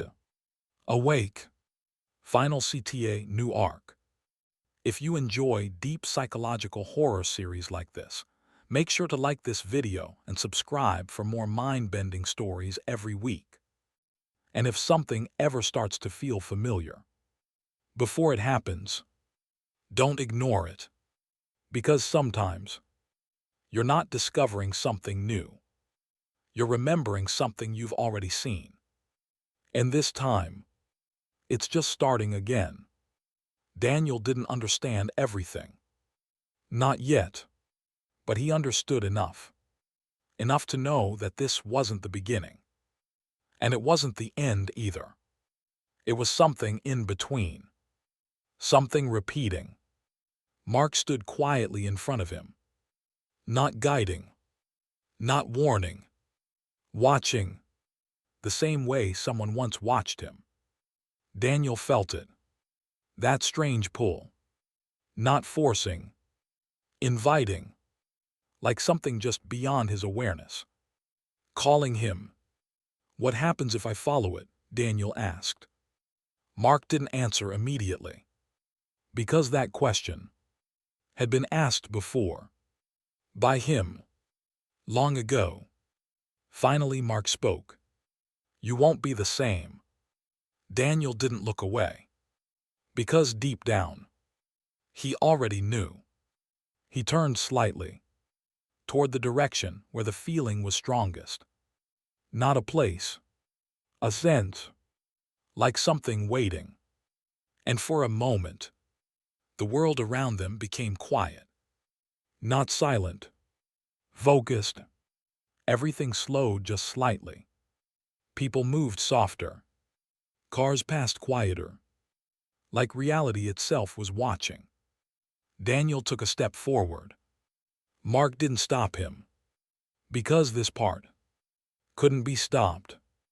It had to happen. Again. And again. And again. As Daniel walked, the world began to shift. Not visibly. Internally. He could feel it. The connection forming. The awareness expanding. The signal returning. Then, he heard it. Not from outside. From within. Do not follow the signal. Daniel stopped. For a moment, he hesitated. Because something inside him recognized those words. Like a memory he never lived. Then, another voice. Fainter. More distant. Don't follow it. Daniel turned his head slightly. Mark was still standing there. But now, he looked different. Not physically. Distant. Like he was already part of something else. Daniel understood. That voice was Mark. Not now. Before. A warning. A loop. And suddenly, everything became clear. The signal wasn't guiding him forward. It was pulling him back. Into the same path. The same steps. The same transformation. Daniel closed his eyes for a moment. Because now, he had the same choice. Follow. Or stop. For a second, time paused. Not the world. The moment. And in that moment, Daniel smiled slightly. Not out of fear. Out of understanding. Then, he took another step forward. The connection deepened instantly. The world shifted. The awareness expanded. And just like that, he crossed the threshold. The signal didn't grow louder. It became everything. Mark watched from a distance. Silent. Still. Because now, it was no longer his turn. The cycle had moved on. And somewhere, far beneath everything, the structure stirred again. Not rebuilding. Not restoring. Waiting. For the next one. The next observer. The next awareness. The next loop. Because the signal never ends. It doesn't spread. It doesn't stop. It continues. Through people. Through memory. through awareness. And once you see it, you become part of it. Not trapped, not lost, included. Daniel stood still, eyes open, seeing everything. The layers, the patterns, the connection. And somewhere behind him, a faint voice echoed. Soft, distant, familiar. Don't follow it. But now, it was too late, because he already had. Final CTA, ultimate ending.